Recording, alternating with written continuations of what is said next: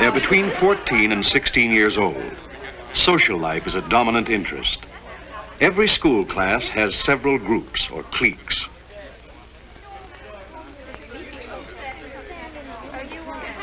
This boy's name is Rod Hunter, an unusually popular adolescent. He's a three-letter athlete, he's intelligent, and comes from a family with good income and high social prestige. Rod is the leader of the clique, which dominates the social life of the school. Here's Ben, a boy whose background could be described as lower class.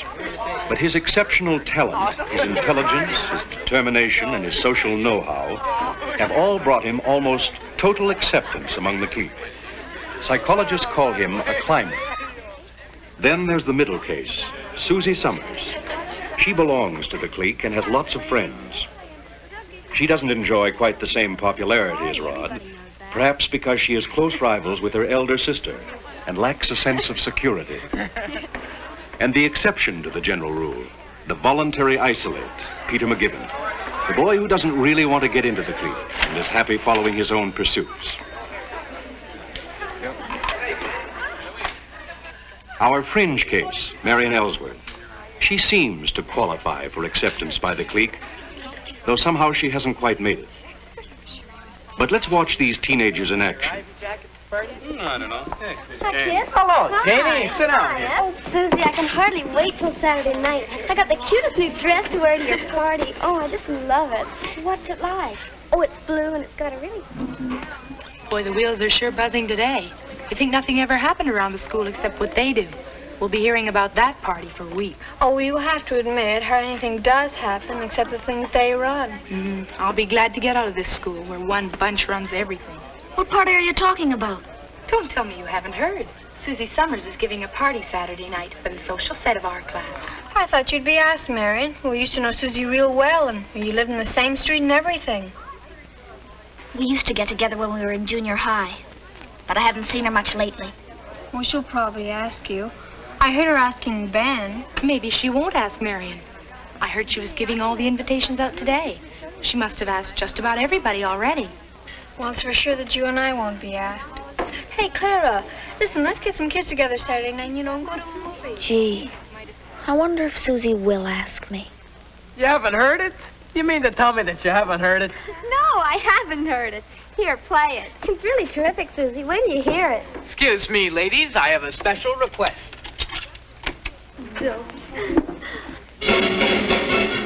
Kids in that gang sure have a lot of fun. If Susie asked me to her party, maybe I could get into more of their doings. I bet she will ask me. After all, we used to be good friends. I wonder who she's asked. If she's asked Ben, she's sure to ask me. Her parents don't even know his parents. And he lives in that slummy part of town. Rod'll go for sure. He's terrific. I wish I knew how to be friendly, like Susie. I wish I wasn't so shy. I never know what to talk about. Hey, look at the time. I gotta get home. Yike, come on. Are you coming, Marion? I think I'll stay and finish my Coke. Bye, Marion. Bye.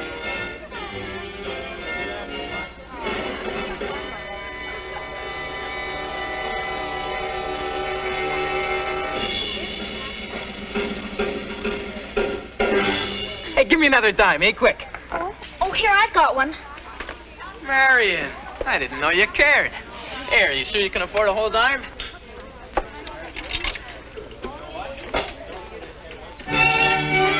Oh, what kind of dopey music's that?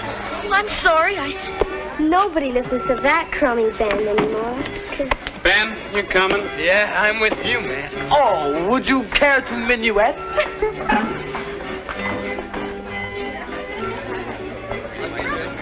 Hi, Marion. Hi, Susie. I guess I goofed. Oh, don't mind them. Say, Marion, I want to ask you something. Some of the kids are coming over Saturday night. Sue, if you want to ride home, you better hurry up. Dad's waiting for us outside. Oh, gee, wait for me. I'll be right there. Oh, Marion, I'll call you tonight.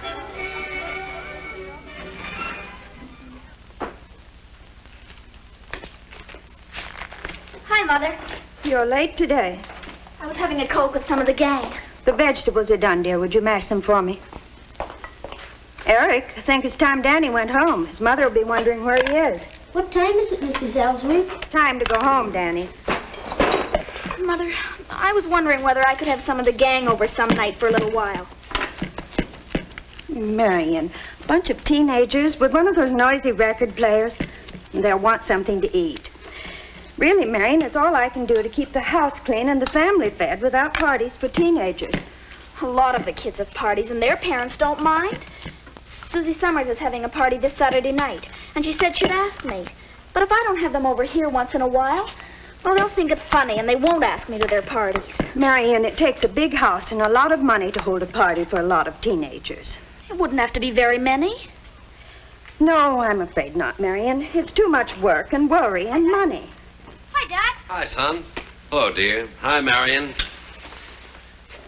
What's too much work and worry and money? Oh, Marion has some idea about having a bunch of teenagers over some night. And I told her after a long day I haven't the strength to cope with all the food and everything. It wouldn't be any trouble for you, Mother. I could make sandwiches. And besides, it costs money to feed all those young people. You don't seem to mind when Eric brings home all his friends. You feed them and you don't mind the work then.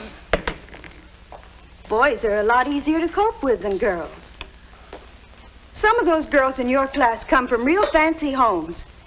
And you can bet they'd notice everything here and go right home and tell their families. Well, I'm not having those girls in here unless I can do things properly. Certainly won't entertain with just a few sandwiches. I'd have to bake and go to a lot of trouble. Mother, you don't understand. The kids don't expect their mothers to go to a lot of trouble. They just want Cokes and stuff like that. Evelyn, maybe Marion's got something there. Those kids don't want you to fuss. They like informality. Mal, you're a man. You have no idea the work that goes into the simplest party. You'd better wash up now. I'm ready to serve dinner.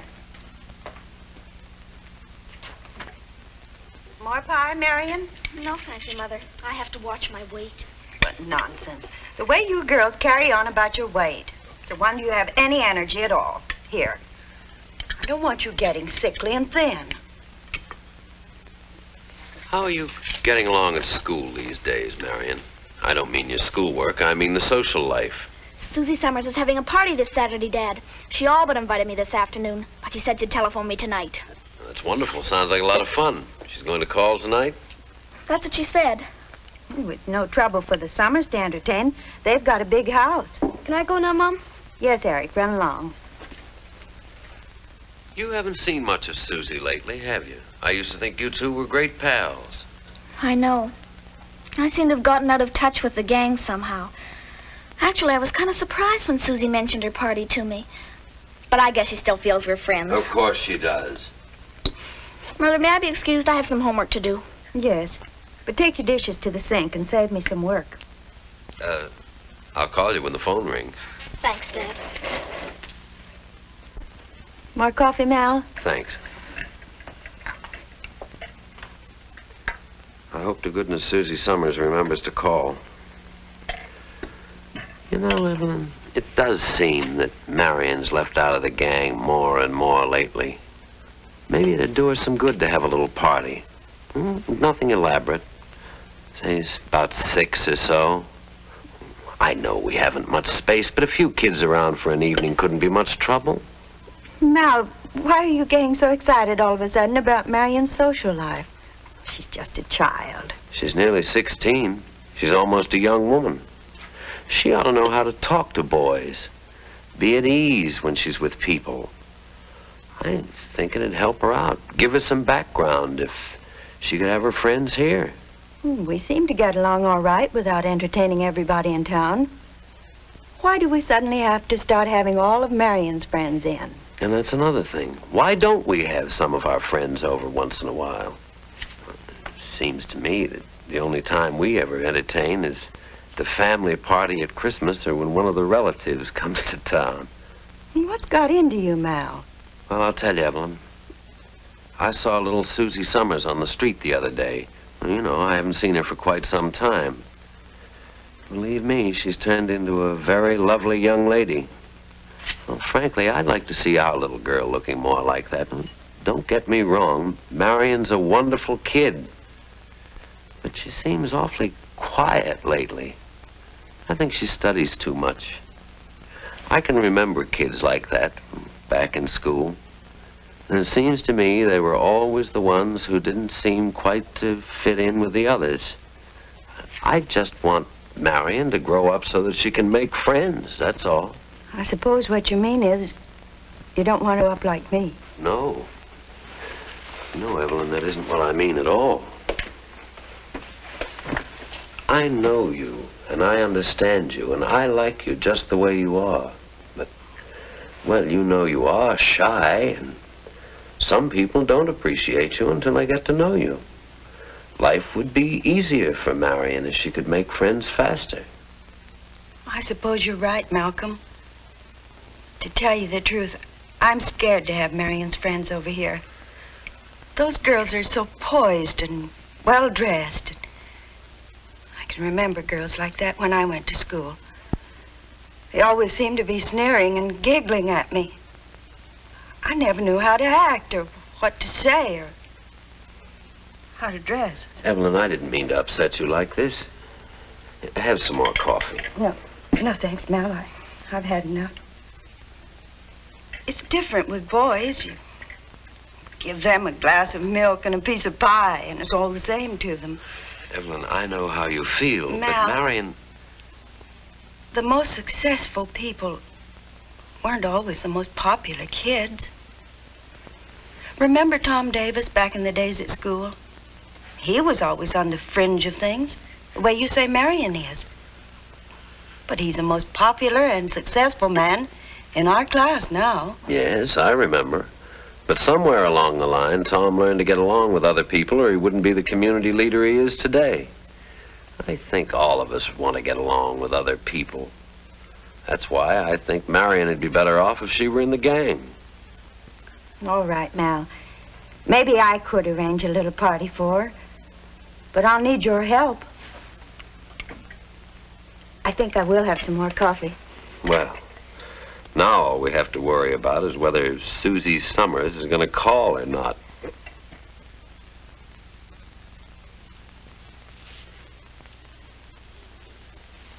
Now, where'd that extra man come from?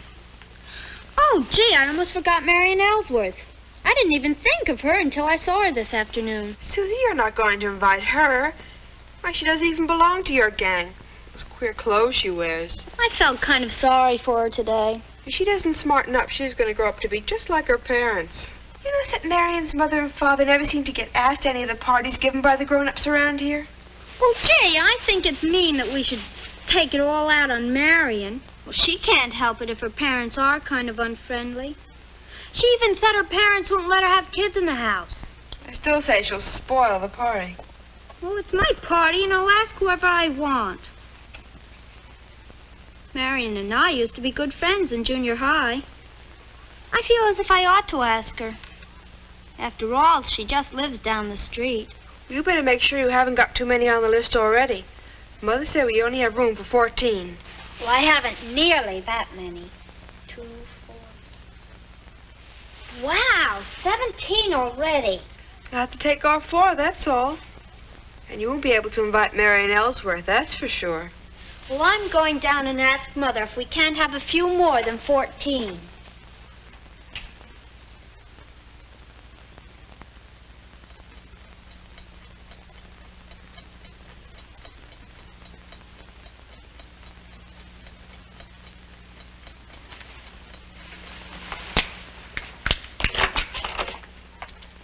Mother? What is it, Marion? Was that the phone? No, dear, I'll call you.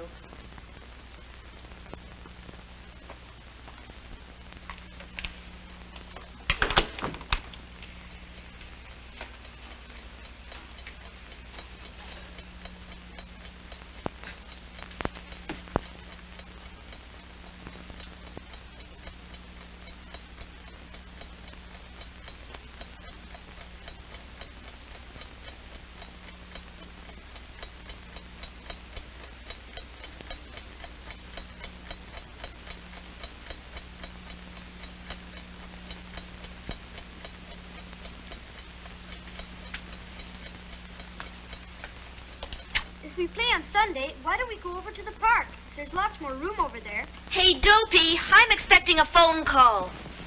It's time you were in bed anyway. Ah, keep your shirt on. That was just my sister.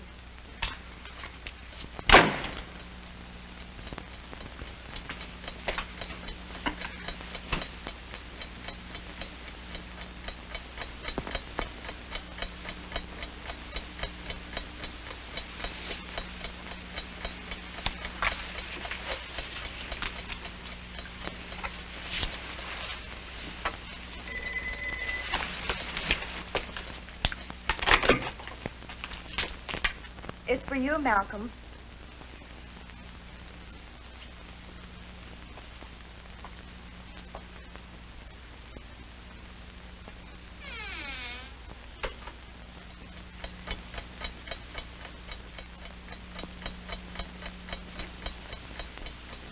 Marion?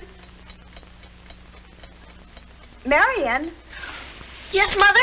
it's time to go to bed. Yes, Mother.